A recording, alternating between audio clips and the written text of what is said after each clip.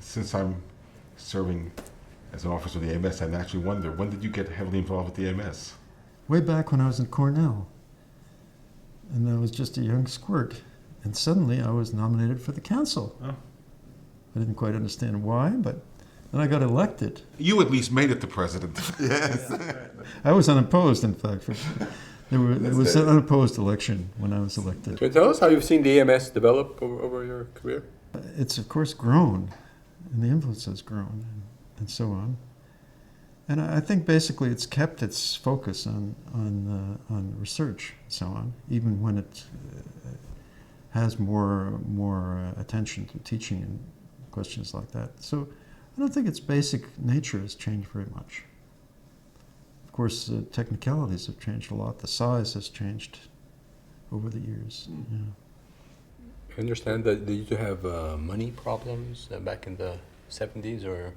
The AMS did not yes. have money problems, No. I think. No. It was making a lot of money in its journals. And mathematical reviews, presumably. I think it's probably harder now. Math reviews was always a big problem. That was an expensive operation. All the other journals made pretty good money, and so that supported the math reviews, basically. But that was always the big issue at trustees' meetings, was the budget of the... It was like the budget of math reviews was the big... It was like the defense budget in the federal government. It dominated the discussion. But of course it was a very worthwhile thing to do. It always had a lot of support. And it's great the way it's developed into the Math SciNet. Oh, yes. That's a really fantastic service. So I take my hat off to all those people that designed that and carried it out. That was a very, very far-sighted thing to do. Do you have any experiences or achievements as AMS president that you want to tell us about? Well, I was very good at running the meetings. Keeping them short. They would start in the afternoon and run sometimes to the wee hours of the morning before I became president. And then I came into one meeting of the council and I said to the secretary, Robert Fossum, well, here's my outline for the agenda. We're going to have so much time for this, so much time for that. We're going to adjourn at 10 o'clock p.m. And he laughed in my face. He could, it was such a ridiculous idea. And then we adjourned at 9:58.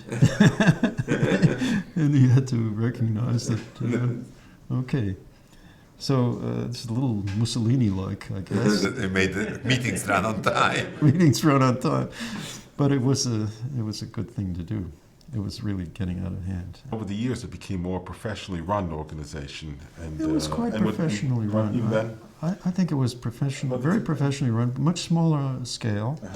But the staff of the AMS Was always very good. terrific, very, very energetic and dedicated, and it was really a good operation. I think it has more of a committee structure feeding into the council now than it did at way back. Well, it had a lot of But it committees. had that already then? Yeah, that was one of the biggest parts of being president, was trying to find members for all these committees you had to appoint. Now we have the Committee on Committees. And we had it then, but then you have to appoint members to the Committee on Committees. and then they would help give you suggestions. But Did the education committee give you trouble? there wasn't an education committee as such when I was president, but we were getting involved in education. And But that's a very contentious issue. It's much more than research, I think. oh yeah.